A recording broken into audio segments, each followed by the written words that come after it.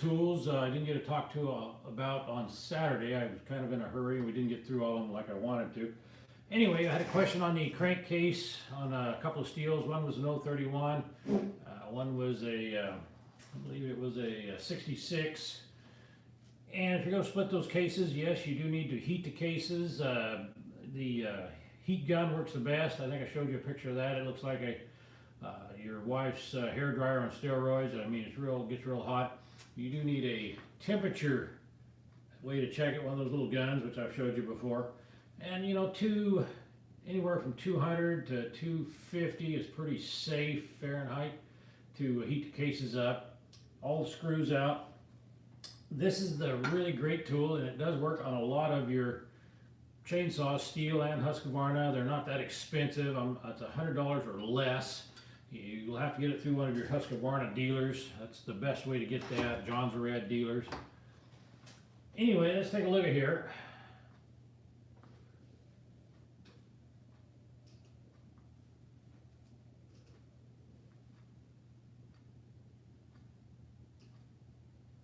To get the seal out, the seal's right here. Right there, you see the seal.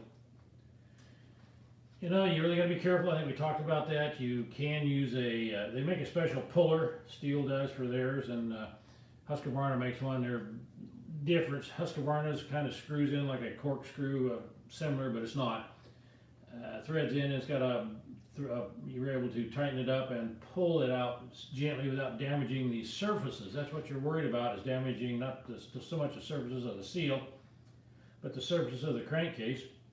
You got to be real careful if you're going to do this freehand and stick a blunt screwdriver in there and try to pop it off. Because of these bearings, there is a cage in there, and it's a very delicate cage, and if you stick that too far into that seal and I've seen it done a lot, and if you were to penetrate in there and hit that and damage that cage and not know it and don't take the bearing out after you damaged it, first time you fire that saw up, it's going to just disintegrate.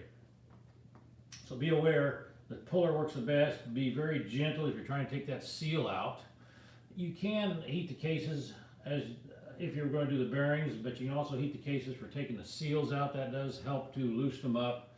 Just be very cautious and very gentle if you're going to do it freehand to do that. And gentleman was asking on his 031, basically the same thing. The seals are really small on a steel, and so you got to be very careful taking the seals out. And what you're really worried about is the surfaces and damaging that bearing. Okay, let's go somewhere else here. Okay, this tool, I don't know if I got to explain how it works. It's really slick when you're doing some soldering. And basically, you can hook up two pieces of wire. And what it does is frees up your hand so you can, look how slick that works. Hold that wire right in there.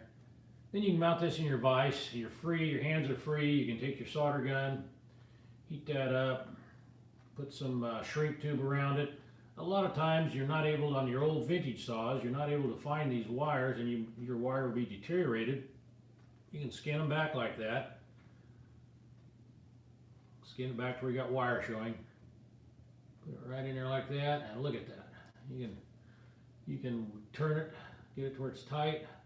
Solder it, do a beautiful job. I've saved I don't know how many coils because of the wires deteriorating by splicing a piece into it like that and using your solder gun with some solder slick tool. Another tool that I use a lot, and if you're doing bar repair, we talked about it. It's this guy right here. They're readily available out there on the internet. You can buy these. I made several of them, and I'll show you how it works here. Got an adjustment on it right here. You see that bolt turning. That controls the depth. You can't just squeeze the bar. If you're too low, you'd just be trying to squeeze metal and it's not going to work.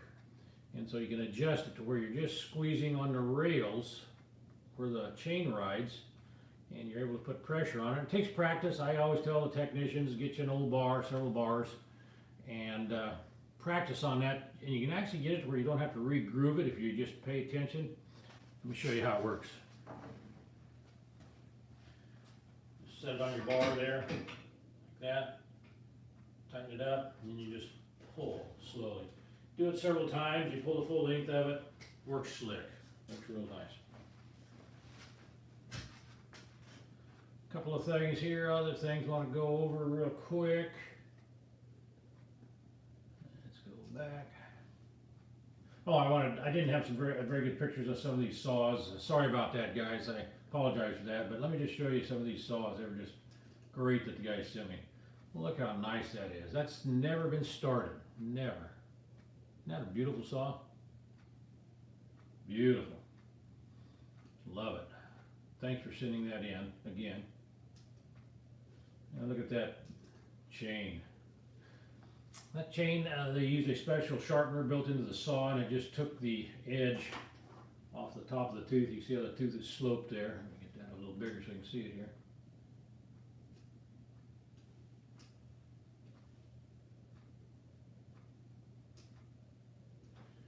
Sloped, and that stone just comes in and hits across the top, taking the dullness off. Oregon's got something similar to that today. I'm not a fan of it this day and age. Back then it was really difficult for the guys to sharpen their chains, so I can see where it was very handy for a lot of the guys. And let's go back here. Oh, this is a great saw. Isn't that a beautiful saw?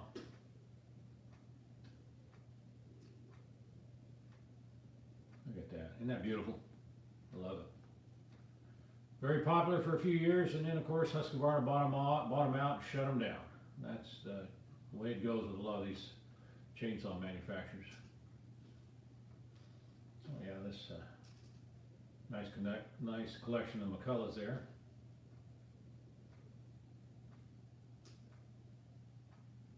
Now this one down here, if you can see, let me get it in here.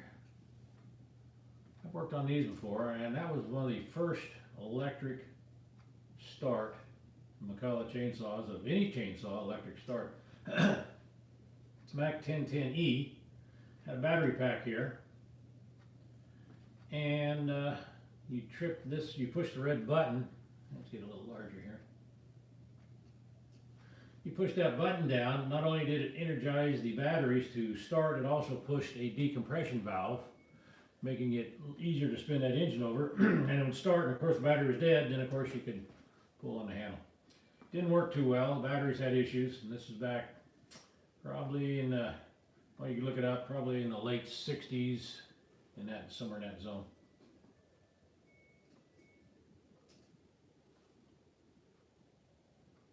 And let's see here. Oh yeah, I want to do this one again.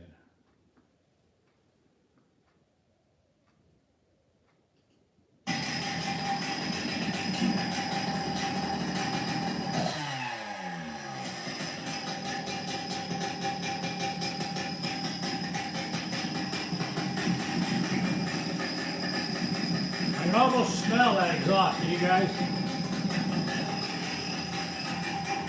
Burning that high octane fuel, race fuel.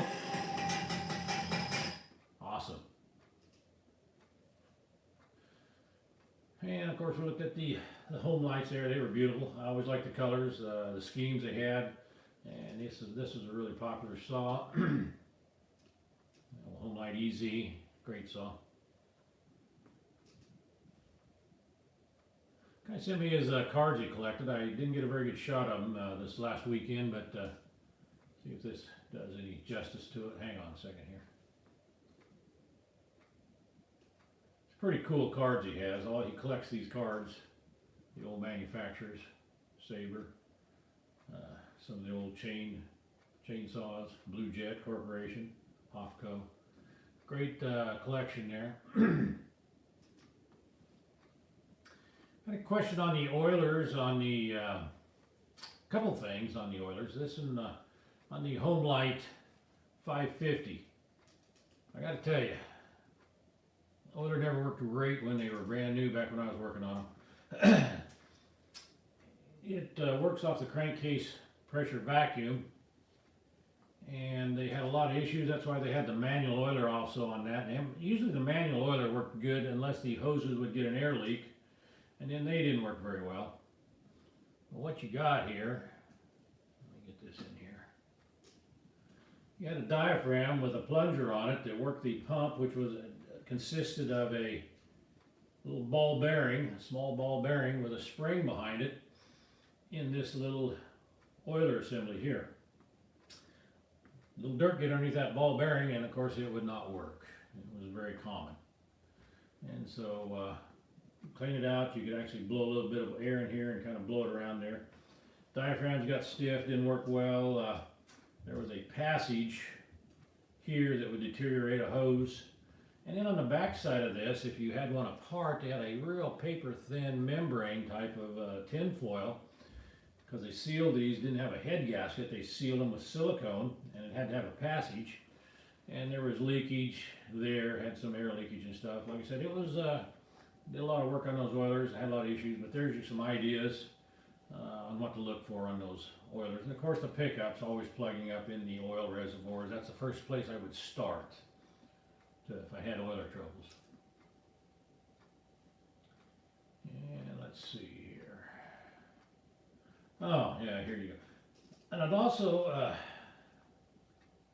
you've seen this picture on the internet. This is one of my customers.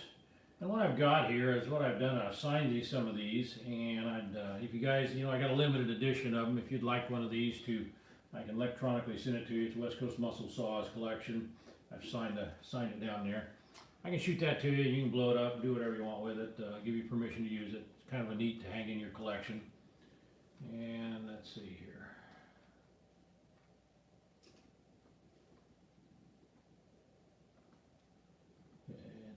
Oh, I want to talk about one more thing here. Yeah, just a minute, guys. I get this question, I got it a couple times this week. Compression, what a compression should be on your chainsaw.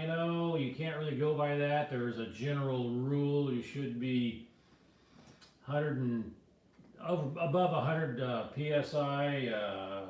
I've seen saws go up, some of the old vintage muscle saws go up 200 PSI, bust your fingers and everything. But anyway, this day and age, these chainsaws today, probably going to be 100, 140, 150. It all depends on how fast you pull it, where the throttle butterfly is, leakage on your decompression valve, all kinds of things. So you really can't get a real exact reading. The way the saw manufacturers, they will ask you that when you're doing a warranty. What did you come up with compression? They just want to see if you've checked it. Best way to do that, and of course it takes time if you're going to be a professional mechanic, a master mechanic, a lot of times you need to check the ring measurement in the cylinder. Let me zoom that in here. Just a minute here.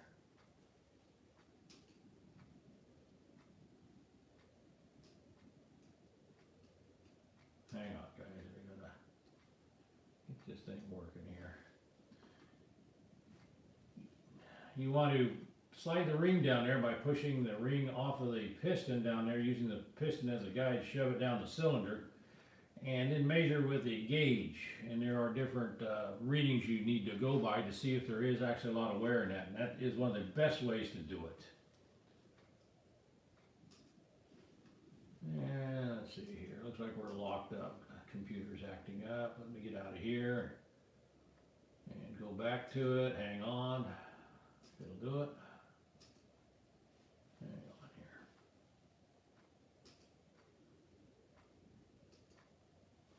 Just a minute, we'll get back in there.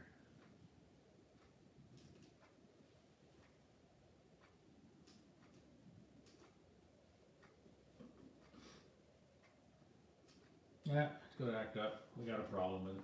Anyway, that's some of the stuff I want to do on a short video.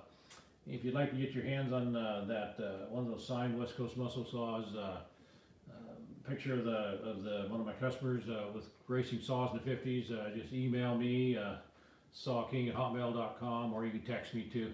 And we'll get out of here, guys.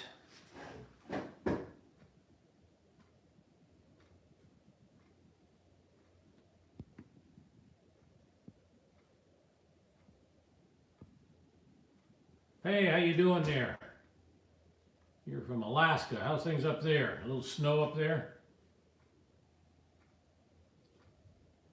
Are you a timber cutter, or what you doing up there?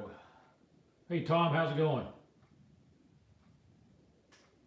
Yeah, if you got any questions right now, I got it. All right, how you doing, B? About time for that snow to start falling up there, eh?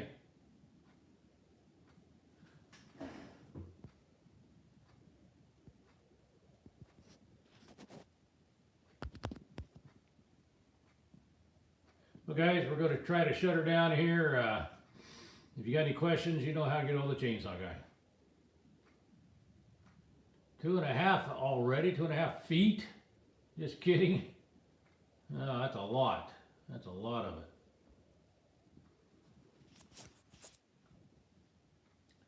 All right.